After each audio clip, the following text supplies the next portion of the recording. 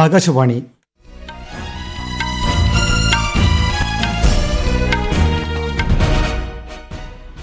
നമസ്കാരം. വാർത്തകൾ വായിക്കുന്നത് അനിൽകുമാർ.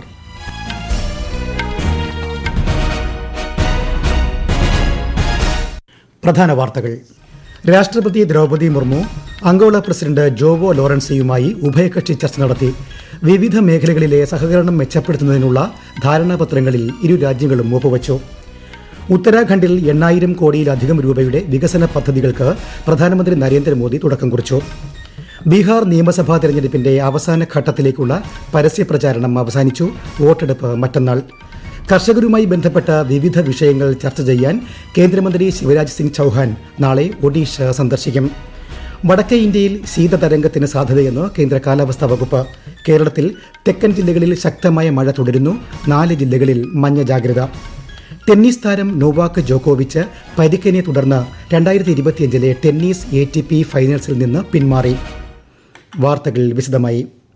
രാഷ്ട്രപതി ദ്രൗപദി മുർമു അംഗോള പ്രസിഡന്റ് ജോവോ ലോറൻസയുമായി ലുവാണ്ടയിൽ ഉഭയകക്ഷി ചർച്ച നടത്തി. കൂടിക്കാഴ്ചയിൽ കൃഷി, ധാതുപര്യവേഷണം, കണക്ടിവിറ്റി, വജ്ര സംസ്കരണം തുടങ്ങിയ മേഖലകളിലെ സഹകരണ സാധ്യതകൾ ചർച്ചയായി. ഉഭയകക്ഷി ബന്ധം മെച്ചപ്പെടുത്തുന്നതിനുള്ള ധാരണാപത്രങ്ങളിൽ ഇരു രാജ്യങ്ങളും ഒപ്പുവച്ചു. സുസ്ഥിര വികസനത്തിനായുള്ള അംഗോളയുടെ പ്രതിബദ്ധതയെ രാഷ്ട്രപതി പ്രശംസിച്ചു. ഇന്ത്യയുടെ നേതൃത്വത്തിലുള്ള Global Biofuels Alliance, International Big Cat Alliance എന്നിവയിൽ ചേർന്നതിന് അംഗോളയെ രാഷ്ട്രപതി അഭിനന്ദിച്ചു. अपने दोनों देशों के बीच व्यापार एवं निवेश साझेदारी को सुदृढ़ करने और ऊर्जा, कृषि, फूड प्रोसेसिंग तथा औषधि जैसे क्षेत्र में सहयोग को गहरा करने का निर्णय लिया था. अभी थोड़े ही देर पहले हुई हमारी वार्ता में हमने पुनः इस बात पर सहमति व्यक्त की है कि इन क्षेत्रों में द्विपक्षीय सहयोग को विस्तार देने की अपार संभावनाएं मौजूद है. ദ്വിരാഷ്ട്ര പര്യടനത്തിന്റെ ഭാഗമായി അംഗോളയിലെത്തിയ രാഷ്ട്രപതിക്ക് ഊഷ്മള സ്വീകരണമാണ് അംഗോള സർക്കാർ നൽകിയത്. ചൊവ്വാഴ്ച അംഗോളയുടെ സ്വാതന്ത്ര്യത്തിന്റെ 50ാം വാർഷികാഘോഷത്തിൽ പങ്കെടുക്കുന്ന രാഷ്ട്രപതി പാർലമെന്റിന്റെയും അഭിസംബോധന ചെയ്യും. മറ്റന്നാൾ മുതൽ ഈ മാസം 13 വരെ ശ്രീമതി മുർമു ബോട്സ്വാന സന്ദർശിക്കും.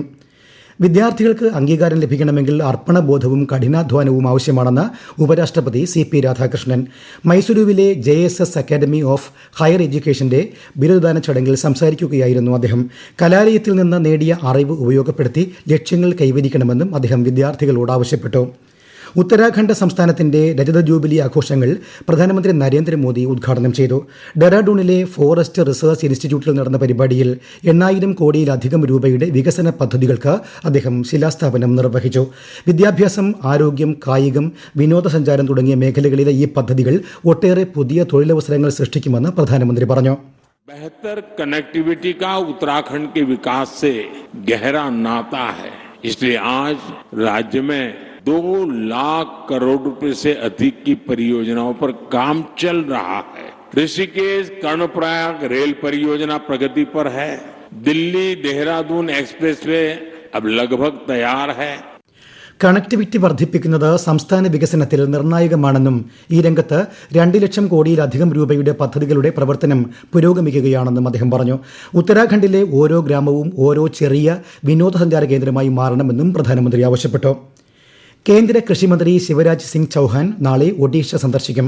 കർഷകരുടെ വരുമാനം വർദ്ധിപ്പിക്കൽ, പോഷകാഹാര സുരക്ഷ ഉറപ്പാക്കൽ, സംസ്ഥാനത്ത് പ്രകൃതിദത്ത കൃഷിരീതികൾ പ്രോത്സാഹിപ്പിക്കൽ എന്നിവ സംബന്ധിച്ച വിവിധ പരിപാടികളിൽ അദ്ദേഹം സംബന്ധിക്കും.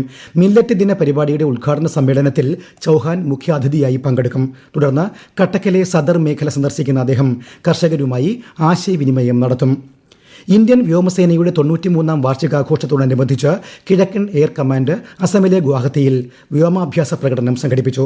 ബ്രഹ്മപുത്ര നദിക്ക് മുകളിൽ 25-ലധികം ഫോർമേഷനുകളിലായി റഫേൽ, സുഖോയ്, അപ്പാച്ചെ, മിഗ് എന്നിവ ഉൾപ്പെടെ 75-ലധികം വിമാനങ്ങളും ഹെലികോപ്റ്ററുകളും പ്രദർശനത്തിൽ അണിനിരന്നു. ഗുവാഹത്തി, തേസ്പൂർ, ജോർഹട്ട് എന്നിവയുൾപ്പെടെ 7 വ്യോമത്താവളങ്ങളിൽ നിന്നുള്ള വിമാനങ്ങളാണ് പ്രദർശനത്തിൽ പങ്കെടുത്തത്. വോട്ടർ പട്ടികയുടെ തീവ്ര പരിഷ്കരണം പൂർത്തീകരിച്ച കേരളത്തിലെ ആദ്യ പ്രാക്തന ഗോത്ര ഉന്നതിയായി Palakkad Kurukkathikkallu Agali IHRD college electoral literacy ക്ലബിന്റെ ആഭിമുഖ്യത്തിലാണ് പരിശോധന നടന്നത്. കുറുക്കത്തിക്കല്ലിൽ 18 വയസ്സ് പൂർത്തിയാക്കിയ മുഴുവൻ വോട്ടർമാരെയും പട്ടികയിൽ ഉൾപ്പെടുത്തി. ഈ വാർത്തകൾ ആകാശവാണിയിൽ നിന്ന്. ആകാശവാണി വാർത്തകളും വാർത്താ അധിഷ്ഠിത പരിപാടികളും all India radio news Thiruvananthapuram YouTube ചാനലിലും all India radio news Thiruvananthapuram Facebook പേജിലും AIR News തിരുവനന്തപുരം ഇൻസ്റ്റഗ്രാം അക്കൌണ്ടിലും AIR News TVM X ഹാൻഡിലും ലഭ്യമാണ്. പാഴ്വസ്തുക്കളുടെ വിൽപ്പനയിലൂടെ കഴിഞ്ഞ മാസം കേന്ദ്ര സർക്കാർ 800 കോടിയിലധികം രൂപ നേടിയതായി കണക്കുകൾ. ഇത് സംബന്ധിച്ച ഒരു മാധ്യമ വാർത്ത പ്രധാനമന്ത്രിയുടെ ഓഫീസ് സമൂഹമാധ്യമത്തിൽ പങ്കുവച്ചു. ചന്ദ്രയാൻ 3 ബഹിരാകാശ ദൌത്യത്തിന്റെ ചെലവിനേക്കാൾ അധികം വരുമാനമാണ് പാഴ്വസ്തുക്കൾ വിറ്റതിലൂടെയുള്ള നേട്ടം.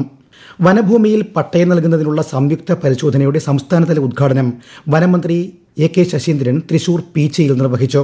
കേന്ദ്ര വനം പരിസ്ഥിതി മന്ത്രി ഭൂപേന്ദ്ര യാദവുമായി നടത്തിയ കൂടിക്കാഴ്ചയെ തുടർന്നാണ് 3 പതിറ്റാണ്ടിനു ശേഷം കേരളത്തിലെ വനഭൂമിയിൽ പട്ടയം നൽകുന്നതിനുള്ള സംയുക്ത പരിശോധനയ്ക്ക് അനുമതി ലഭ്യമായതെന്ന് മന്ത്രി പറഞ്ഞു. ജനുവരി 15ഓടെ സംയുക്ത പരിശോധന പൂർത്തിയാക്കി ജനുവരി 30ഓടെ അർഹരായവർക്ക് പട്ടയങ്ങൾ നൽകുമെന്നും മന്ത്രി പറഞ്ഞു. ബീഹാർ നിയമസഭാ തെരഞ്ഞെടുപ്പിന്റെ രണ്ടാമത്തെയും അവസാനത്തെയും ഘട്ടത്തിലേക്കുള്ള പരസ്യപ്രചാരണം അവസാനിച്ചു. നാളെ നിശബ്ദ പ്രചാരണമാണ്. 20 ജില്ലകളിലെ 122 നിയമസഭാ മണ്ഡലങ്ങളിൽ ചൊവ്വാഴ്ചയാണ് വോട്ടെടുപ്പ്. വിശദാംശങ്ങളിലേക്ക്. 3.7 കോടിയിലധികം വോട്ടർമാരാണ് ചൊവ്വാഴ്ച സമ്മതിദാനാവകാശം വിനിയോഗിക്കുന്നത്. 136 സ്ത്രീകൾ ഉൾപ്പെടെ 1302 സ്ഥാനാർത്ഥികളാണ് മത്സര രംഗത്തുള്ളത്. പ്രചാരണത്തിന്റെ അവസാന ദിവസമായ ഇന്ന് എല്ലാ മുന്നണികളുടെയും മുതിർന്ന നേതാക്കൾ ബീഹാറിലുടനീളം സജീവമായിരുന്നു. ഈ മാസം 6 നടന്ന നിയമസഭാ തെരഞ്ഞെടുപ്പിന്റെ ആദ്യഘട്ടത്തിൽ 64.66% പോളിംഗ് ആണ് രേഖപ്പെടുത്തിയത്. ഈ മാസം 14 സംസ്ഥാനത്ത് വോട്ടെണ്ണൽ. News desk Akashvani. മധ്യപ്രദേശ്, രാജസ്ഥാൻ, ഛത്തീസ്ഗഡ്, ജാർഖണ്ഡ് എന്നിവിടങ്ങളിൽ അടുത്ത 3 ദിവസം ശീതതരംഗത്തിന് സാധ്യതയെന്ന് കേന്ദ്ര കാലാവസ്ഥാ വകുപ്പ്. വടക്കേ ഇന്ത്യയിൽ വരും ദിവസങ്ങളിൽ കുറഞ്ഞ താപനില 2 മുതൽ 3 ഡിഗ്രി സെൽഷ്യസ് വരെ താഴാൻ സാധ്യതയുണ്ട്. അതേസമയം കേരള, തമിഴ്നാട്, മാഹി എന്നിവിടങ്ങളിൽ കനത്ത മഴയ്ക്ക് സാധ്യതയുണ്ടെന്നും കാലാവസ്ഥാ വകുപ്പ് അറിയിച്ചു. കേരളത്തിന്റെ തെക്കൻ ജില്ലകളിൽ മഴ തുടരുന്നു. ഇന്നും നാളെയും ഒറ്റപ്പെട്ട ശക്തമായ മഴയ്ക്ക് സാധ്യതയെന്ന് കേന്ദ്ര കാലാവസ്ഥാ വകുപ്പ് അറിയിച്ചു. തിരുവനന്തപുരം, കൊല്ലം, ആലപ്പുഴ ജില്ലകളിൽ ഇന്നും നാളെയും മഞ്ഞ ജാഗ്രത പ്രഖ്യാപിച്ചിട്ടുണ്ട്. പത്തനംതിട്ടയിലും ഇന്ന് മഞ്ഞ ജാഗ്രതയാണ്. മഴ തുടരുന്നതിനാൽ തിരുവനന്തപുരം ജില്ലയിലെ പേപ്പാറ, അരുവിക്കര ഡാമുകളുടെ ഷട്ടറുകൾ ഉയർത്തി. ഡാമിന്റെ സമീപ പ്രദേശങ്ങളിൽ താമസിക്കുന്നവർ ജാഗ്രത പുലർത്തണമെന്ന് തിരുവനന്തപുരം ജില്ലാ കളക്ടർ അറിയിച്ചു. 2050ഓടെ രാജ്യത്തെ നഗര ജനസംഖ്യ 87 കോടി 60 ലക്ഷം പിന്നിടുമെന്ന് കേന്ദ്ര നഗരകാര്യ സഹമന്ത്രി തോഖൻ സാഹു ന്യൂഡൽഹിയിൽ ദേശീയ അർബൻ കോൺക്ലേവിനെ അഭിസംബോധന ചെയ്യുകയായിരുന്നു അദ്ദേഹം. 2030 ആകുമ്പോഴേക്കും GDPയിൽ നഗരപ്രദേശങ്ങളുടെ സംഭാവന 70% വളരുമെന്നും അദ്ദേഹം പറഞ്ഞു. പുത്തൻ തലമുറ GST പരിഷ്കാരങ്ങൾ വസ്ത്രങ്ങൾ, പാദരക്ഷകൾ എന്നിവയുൾപ്പെടെയുള്ള വ്യവസായങ്ങൾക്ക് ഗുണകരമായതായി കേന്ദ്ര സർക്കാർ. തുകലിന് ചുമത്തിയിരുന്ന നികുതി 5% കുറച്ചിട്ടുണ്ട്. ഇത് വ്യവസായികൾക്കും ഉപഭോക്താക്കൾക്കും ഏറെ പ്രയോജനം ചെയ്യുന്നതായാണ് വിലയിരുത്തൽ. തോളിനേറ്റ പരിക്കിനെ തുടർന്ന് നോവാക് ജോക്കോവിച്ച് 2025 ടെന്നീസ് ATP ഫൈനൽസിൽ നിന്ന് പിന്മാറി. ഇതോടെ തുടർച്ചയായി 2ാം വർഷവും അദ്ദേഹത്തിന് ഫൈനൽസ് നഷ്ടമായി. ഓസ്ട്രേലിയയിൽ നിന്നുള്ള ഫുട്ബോൾ താരം റയാൻ വില്യംസ് ഇനി ഇന്ത്യൻ ടീമിന്റെ ഭാഗം. പെർത്തിൽ ജനിച്ച റയാൻ ഓസ്ട്രേലിയൻ പാസ്പോർട്ട് ഉപേക്ഷിച്ചാണ് ഇന്ത്യൻ സംഘത്തിൽ ചേർന്നത്. ബംഗളൂരുവിലെ പരിശീലന കേന്ദ്രത്തിൽ വില്യംസിന്റെ പൗരത്വ കൈമാറ്റ ചടങ്ങ് നടന്നു. സുപ്രസിദ്ധ ഫുട്ബോളർ സുനിൽ ഛേത്രി അദ്ദേഹത്തിന് ഇന്ത്യൻ പൗരത്വ രേഖകൾ സമ്മാനിച്ചു. അഖിലേന്ത്യാ ഫുട്ബോൾ ഫെഡറേഷന്റെ പുതിയ നയത്തിന്റെ ഭാഗമായി വിദേശ താരങ്ങൾക്കും ഇന്ത്യൻ വംശജർക്കും തങ്ങളുടെ പൗരത്വം ഉപേക്ഷിച്ച് ഇന്ത്യൻ ടീമിന്റെ ഭാഗമാകാൻ അവസരമൊരുക്കിയിരുന്നു. സംസ്ഥാനത്തെ അടിസ്ഥാന സൗകര്യ മേഖലയിൽ വികസന പദ്ധതികൾ സമയബന്ധിതമായി പൂർത്തിയാക്കുമെന്ന് ധനകാര്യ വകുപ്പ് മന്ത്രി KN ബാലഗോപാൽ. കൊട്ടാരക്കരയിലെ വിവിധ പദ്ധതികളുടെ നിർമ്മാണ പുരോഗതി വിലയിരുത്തുകയായിരുന്നു അദ്ദേഹം. ഉമ്മന്നൂർ പഞ്ചായത്തിലെ പ്രാഥമിക ആരോഗ്യ കേന്ദ്രത്തിന്റെ പുതിയ കെട്ടിടം, മാറാമ്പാറ ടൂറിസം പദ്ധതി, പഴിഞ്ഞം ഉമ്മന്നൂർ ഗ്രാമീണ റോഡ് എന്നിവയുടെ നിർമ്മാണ പുരോഗതിയാണ് മന്ത്രി വിലയിരുത്തിയത്.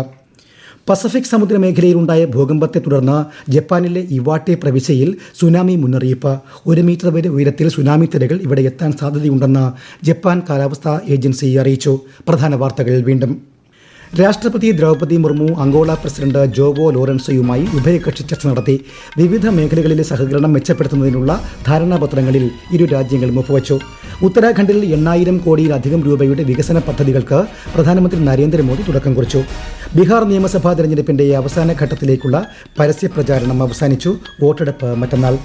കർഷകരുമായി ബന്ധപ്പെട്ട വിവിധ വിഷയങ്ങൾ ചർച്ച ചെയ്യാൻ കേന്ദ്രമന്ത്രി ശിവരാജ് സിംഗ് ചൌഹാൻ നാളെ ഒഡീഷ സന്ദർശിക്കും. വടക്കേ ഇന്ത്യയിൽ ശീതതരംഗത്തിന് സാധ്യതയെന്ന് കേന്ദ്ര കാലാവസ്ഥാ വകുപ്പ്. കേരളത്തിൽ തെക്കൻ ജില്ലകളിൽ ശക്തമായ മഴ തുടരുന്നു. 4 ജില്ലകളിൽ മഞ്ഞ ജാഗ്രത. ടെന്നീസ് താരം നോവാക് ജോക്കോവിച്ച് പരിക്കിനെ തുടർന്ന് 2025 ടെന്നീസ് ATP ഫൈനൽസിൽ നിന്ന് പിന്മാറി. വാർത്തകൾ കഴിഞ്ഞു. അടുത്ത വാർത്താ പ്രക്ഷേപണം 8:35.